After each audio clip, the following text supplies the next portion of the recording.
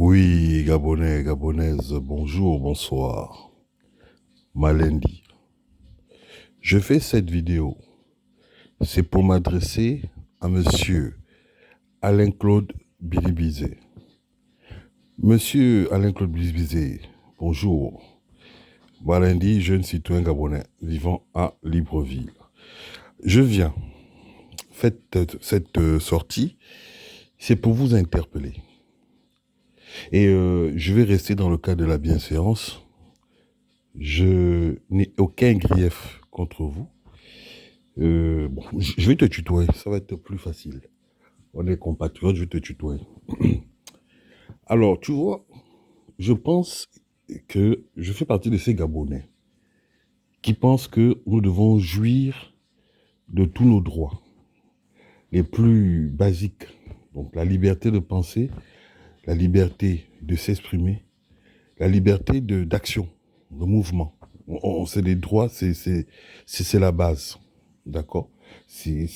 Voilà, c'est une vitalité dans une société qui se dit être moderne, civilisée, où il y a des règles, d'accord, où il y a des codes, où il y a une loi, donc des articles de loi, où il y a des valeurs.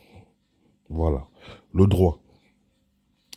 Donc, moi, ça ne me dérange pas que vous fassiez des sorties pour dénoncer ce qui se passe actuellement. Vous dites dans vos propos, ou tu dis dans tes propos, que nous sommes dans la continuité de l'ancien régime, donc du système Bongo PDG. France, je rajoute France, l'élite française. Nous sommes dans cette continuité. Vous avez servi ce système-là pendant des années, mais ouvertement, ouvertement.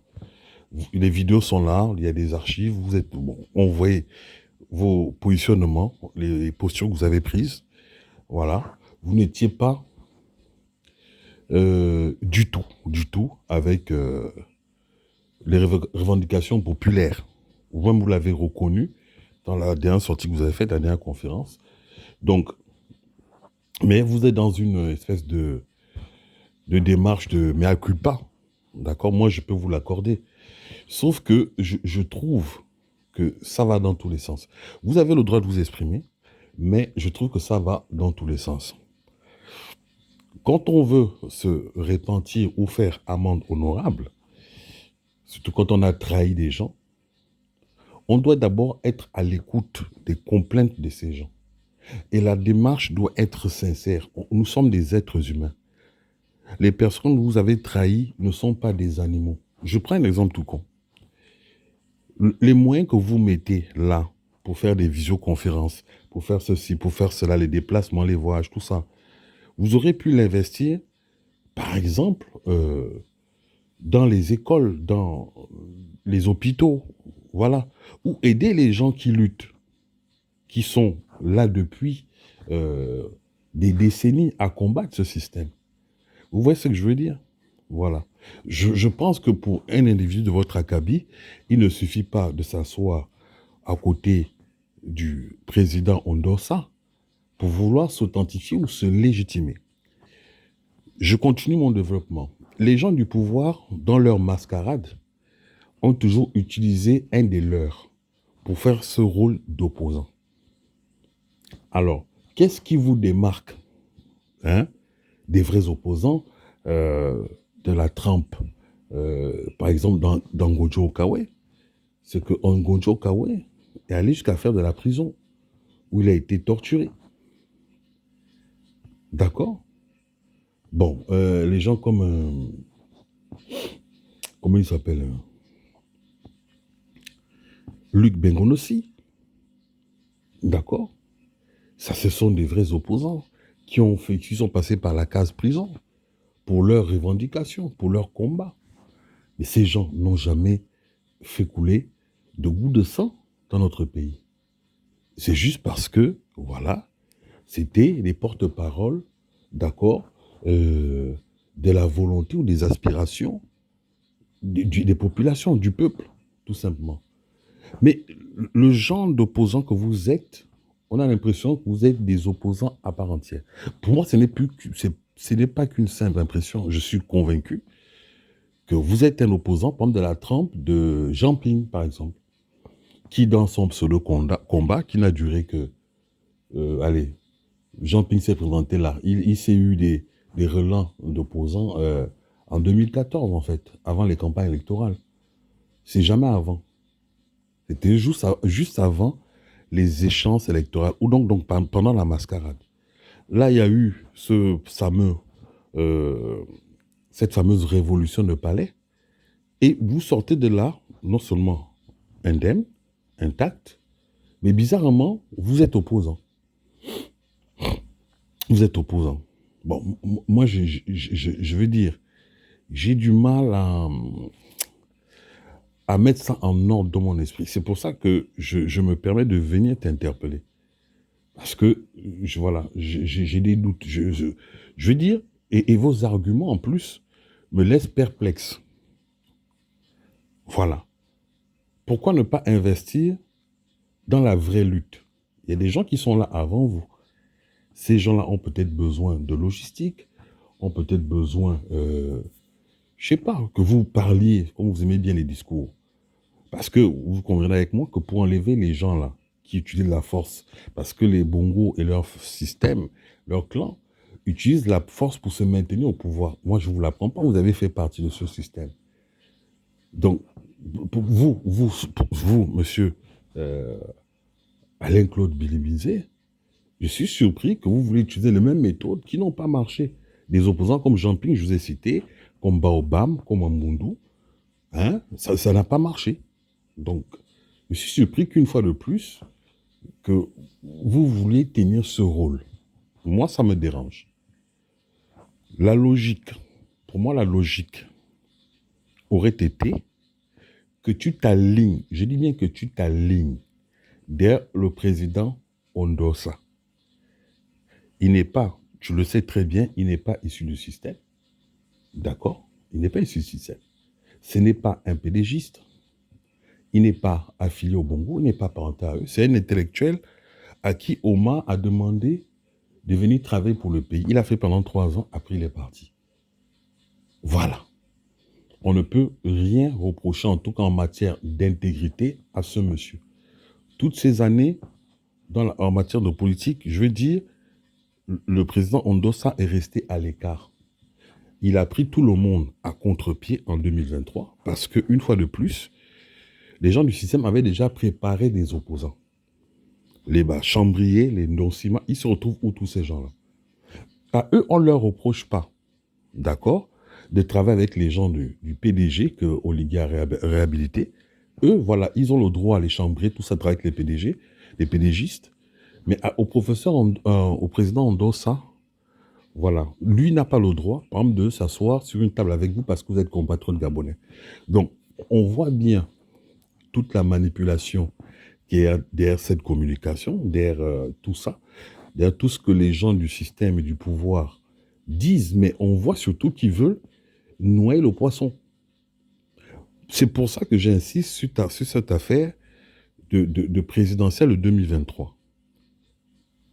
Le président Albert Ondosa a pris tout le monde à contre-pied par son éloquence, sa pertinence, par rapport à son intégrité, par rapport à ses convictions et par rapport à ses valeurs. Jusqu'aujourd'hui, c'est le seul de la pseudo-alternance qui est resté cohérent. Qui est resté cohérent. En tout cas, jusqu'à preuve du contraire, c'est le seul qui est resté cohérent et intègre à ses valeurs, à ses principes et à ses convictions. Monsieur Ondosa est un véritable leader. Il a un projet pour le Gabon. Je pense qu'on a tout intérêt à s'aligner derrière lui pour faire contrebalancer. D'accord? Parce que ce que vous faites là, vous faites des sorties. Moi, je ressens, pour quelqu'un qui veut se faire pardonner, je ressens beaucoup d'ego dans votre discours. Moi, je. Non, c'est pas vous. Vous voulez, c'est quoi? C'est quoi la solution pour enlever Oligui du pouvoir? Vous faites allusion à des élections, alors que vous connaissez bien le système. Il y a de la fraude. Lors de sa dernière conférence, le président Endossa a été très clair.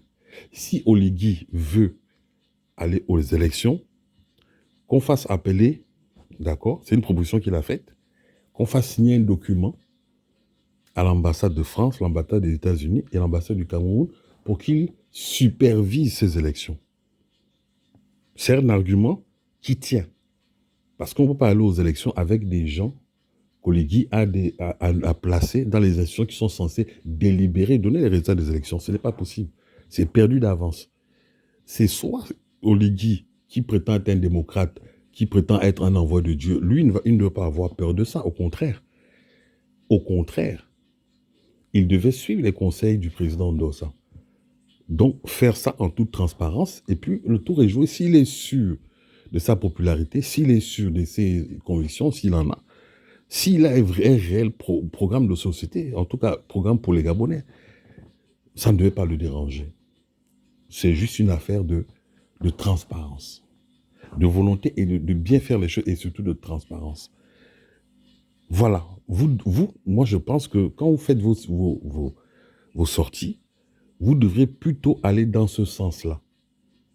D'accord? Que de dire, moi, je serai candidat. Candidat de quoi? On a déjà vu des gens de votre stature venir se présenter, faire les gens qui connaissent tout, qui savent tout dans le système, et finalement qui ne font rien.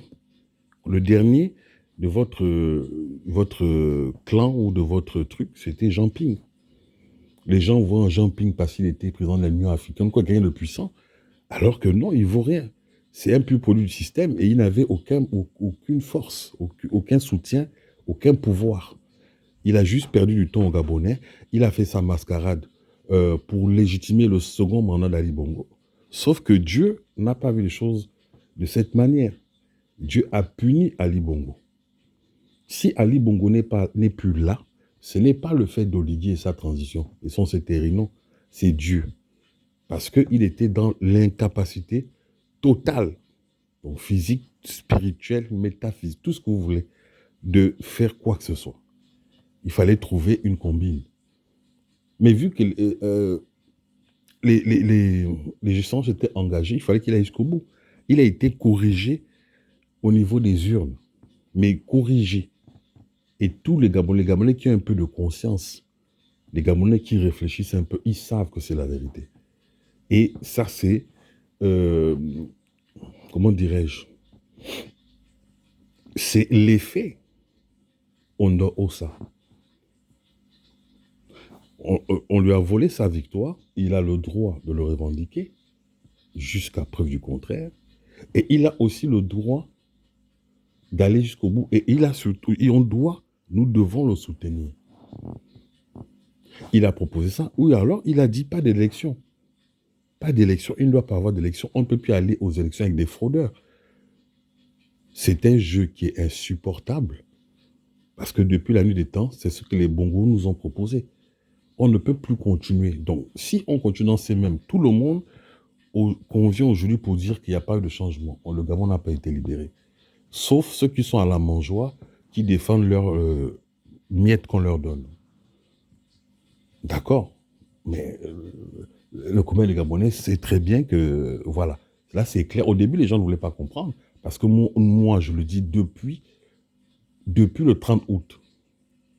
Dès que j'ai vu la tête d'Oligui, j'ai dit, mais c'est une mascarade. Parce que pour moi, c'est Ondossa qui doit être au pouvoir. Ondossa aurait pris le pouvoir, on lui fait un coup d'État, j'aurais compris, mais ils allaient justifier ça comment? Donc, il fallait qu'ils fassent ce qu'ils ont fait avant le délibéré des résultats. Point.